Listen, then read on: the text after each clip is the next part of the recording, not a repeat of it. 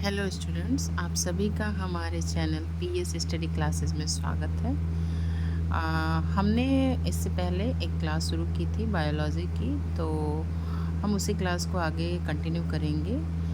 पहले की क्लास में हमने आपको पढ़ाया है टॉपिक जैव प्रक्रम। तो हमने जो भी पढ़ा है आप उसे एक बार रिकैप के लिए ज़रूर देख लीजिएगा। हमने उसमें जस्ट एक इंट्रोडक्शन के रूप में पढ़ाया है कि हमें जैव प्रक्रम में क्या क्या पढ़ना है, क्या नहीं पढ़ना है, क्या चीज़ सजीव निर्जीव होती है और क्या जैव प्रक्रम होता है। तो इन सभी के बारे में एक छोटा सा आप रिवाइज करके फिर इस आगे की क्लास को कंटिन्यू करिएगा। तो let's start our today's class. जैसा कि हमने बताया, हमें जैव प्रक्रम में 4 जैव प्रक्रम के बारे में मुख्यतः पढ़ना है। पहला है हमारा nutrition, second is respiration, third is circulatory system and fourth is excretion. So आज की क्लासेस में हमें जो पढ़ना है वो है हमारा न्यूट्रिशन, यानी कि जिसे हम कहते हैं क्या, पोषण। तो पोषण के बारे में हमें आज डिटेल में पढ़ना है। तो फर्स्ट ऑफ ऑल हम जानते हैं कि पोषण होता क्या है। तो पोषण आप सभी जानते होंगे कि पोषण का नाम आते ही आपके माइंड में भोजन आता होगा। तो सबसे पहले पोषण होता क्या है? तो सबसे पहले हम पोषण के लिए भोजन ग्रहण करते हैं। भोजन ग्रहण करने के कारण हमें भोजन से पाचन के द्वारा कुछ पोषक तत्व प्राप्त होते हैं। उस भोजन के पाचन के द्वारा कुछ पोषक तत्व प्राप्त होते हैं और वो पोषक तत्व हमारे रक्त के जरिए हमारे कोशिकाओं तक जाते हैं और वहाँ पे अवशोषित होते हैं। यानी भोजन से पोषक तत्व प्राप्त हुआ, उसके बाद रक्त के माध्यम से कोशिकाओं तक पहुँचा और वहाँ पे हमारा क्या हुआ, पोषक तत्व का अवशोषण हुआ।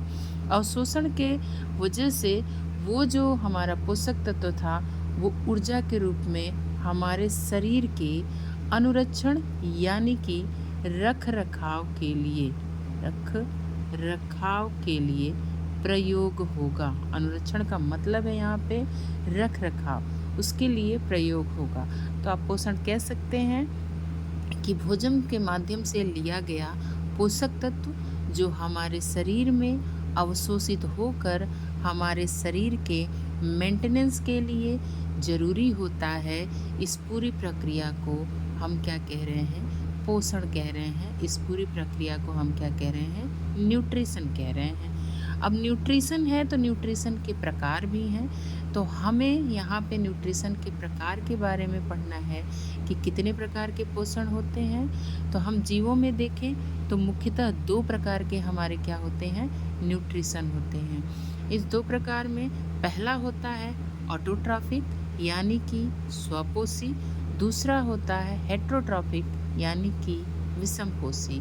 अब जैसे कि आपको इन शब्द से ही पता चल रहा होगा कि किसमें कैसा पोषण होगा।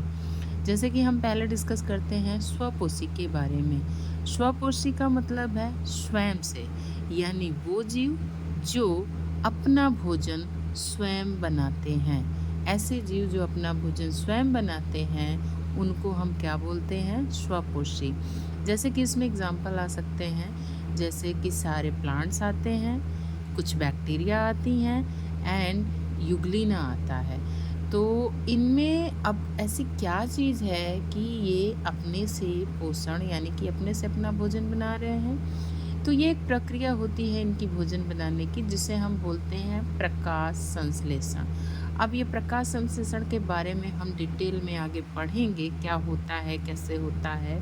पर ये ऐसे जीव होते हैं जिनमें प्रकाश संश्लेषण के माध्यम से हरित लवक की उपस्थिति में खाना बनाने की क्षमता होती है। उसे ही हम क्या बोलते हैं? स्वपोषी जीव बोलते हैं। अब हमारा दूसरा जो है वो है हेटेरोट्रॉफिक यानी कि विषमपोषी। विषम से मतलब ही है किसी दूसरे पर निर्भर रहना, यानी ऐसे जीव जो अपना भोजन स्वयं नहीं बनाते हैं, ये अपने भोजन के लिए किसी दूसरे जीव पर निर्भर होते हैं। इनको हम बोलते हैं विषमपोषी जीव। अब इसमें एग्जाम्पल है मानव, मेढक, अमीबा आदि। जो ऐसे जीव सारे आपको दिखते हैं जो खाना या पोषण के लिए दूसरे पर निर्भर होते हैं। अगर हम विषमपोषी की बात करें तो ये भी मुख्यतः कितने प्रकार के हैं? 3 प्रकार के हैं। पहला है प्राणी संपोषण, दूसरा है परजीवी, तीसरा है मृतजीवी। तो यहाँ हम सबसे पहले डिस्कस करते हैं प्राणी संपोषण की। प्राणी संपोषण का मतलब है यहाँ पे ऐसे जीवों से है जो भोजन को क्या करते हैं, निगलते हैं, यानी कि अंतर ग्रहण करते हैं। तो ऐसे जीव जैसे कि मानव है, मनुष्य है, हम लोग हैं, खाना को क्या करते हैं कि हम गले से नीचे निगलते हैं। तो निगलना यानी कि अंतर ग्रहण करना। तो वो जीव जो अंतर ग्रहण करते हैं, ऐसे प्रकार के पोषण को हम क्या कहते हैं, प्राणी संपोषण। जैसे कि आपने अमीबा देखा होगा, कभी न कभी आपने बुक्स में देखा होगा, इनका कोई आकार नहीं होता है। ये क्या करते हैं, अपने भोजन को भक्षण करते हैं, निगल जाते हैं। तो ये अंतर ग्रहण करना होता है और ये आते हैं किसमें, प्राणी संपोषण में। दूसरा हमारा जो प्रकार है वो है परजीवी।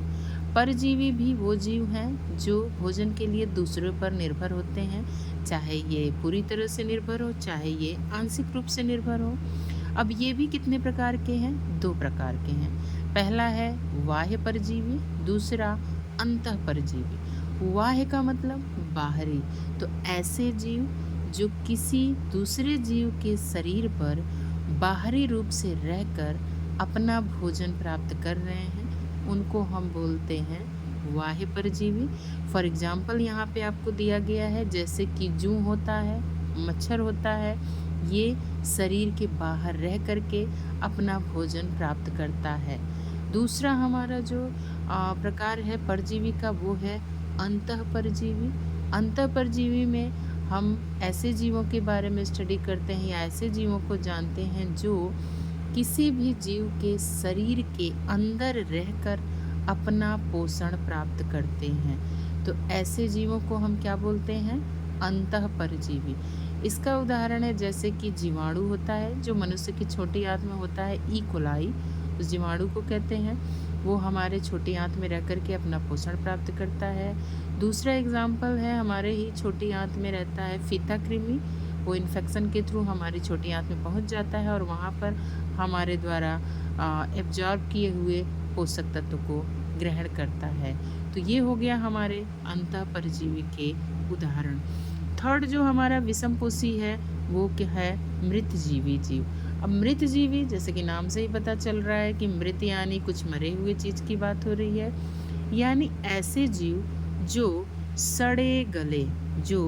सड़े गले पदार्थ पर रह करके अपना भोजन प्राप्त करते हैं, उनको हम क्या बोलते हैं, मृतजीवी जीव कहते हैं। अब इसमें उदाहरण के लिए कवक, इसमें उदाहरण कवक को हम लेते हैं। कवक सड़े गले पदार्थ के ऊपर ऐसे रह करके उनसे अपना भोजन प्राप्त करता है।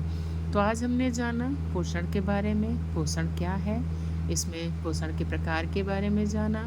पोषण में हमने 2 प्रकार का स्टडी किया, पहला स्वपोषी, दूसरा विषमपोषी। आगे की क्लासेस हम इसके आगे नेक्स्ट क्लास में पढ़ेंगे। आज के लिए इतना है। Thank you.